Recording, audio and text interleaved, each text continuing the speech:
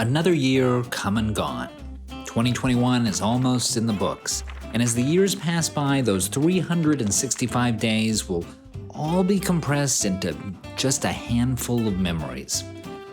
What will endure? What will we remember?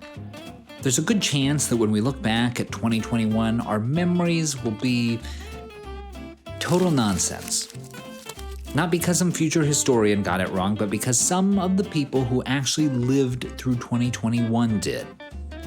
Now, we don't need to name names or point fingers, but we're going to anyway.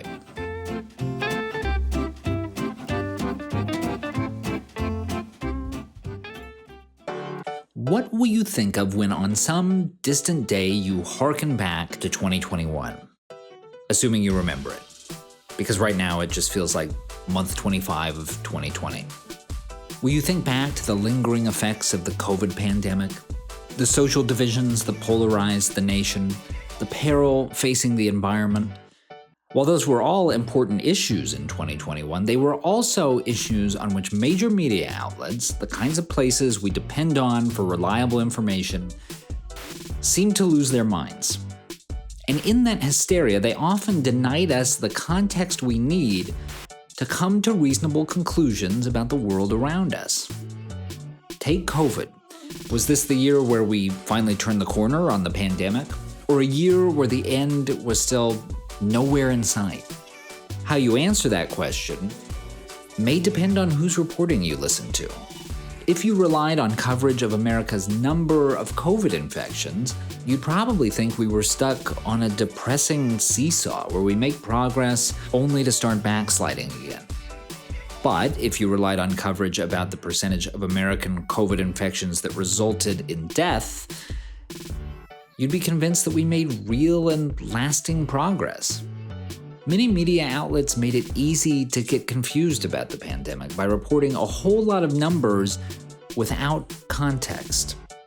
You might have panicked when you saw an NBC News headline noting that 125,000 fully vaccinated people had tested positive for COVID.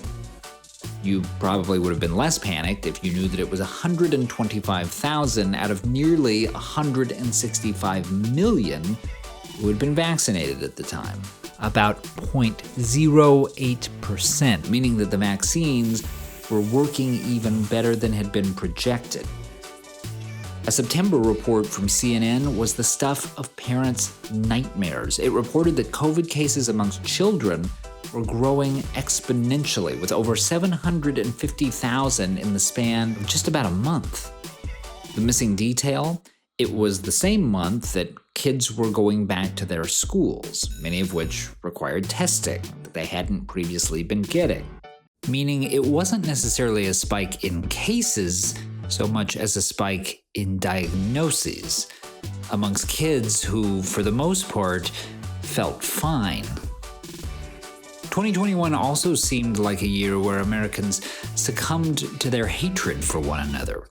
And while that was true in some cases, the press often couldn't resist the temptation to understand every story on those terms.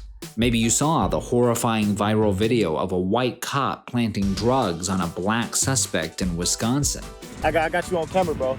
But you might not have seen the footage from the cop's body cam, which revealed that the baggie belonged to the driver of the car. That's on their body cam that they took it off of them, so. And was empty. By the way, no one was arrested for drugs or anything else. The result of the stop was a speeding ticket. Perhaps you were disgusted by the reports of a fan at a Colorado Rockies baseball game who repeatedly harassed a black player with the use of the N-word. A story that was reported as fact in some of the country's biggest news outlets. You might not have caught the quieter follow-up coverage, which revealed that the guy was just shouting at the Rockies' mascot, Dinger.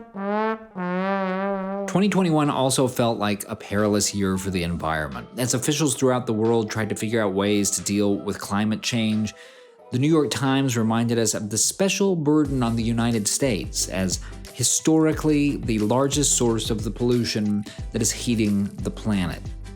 Which is true, if by historically you mean hasn't been the leading source of emissions for most of this century. In fact, while you'd probably never know it from the tone of the coverage, a big part of the story in the past couple of decades has been how America's carbon emissions have decreased, while emissions in other important countries haven't exactly.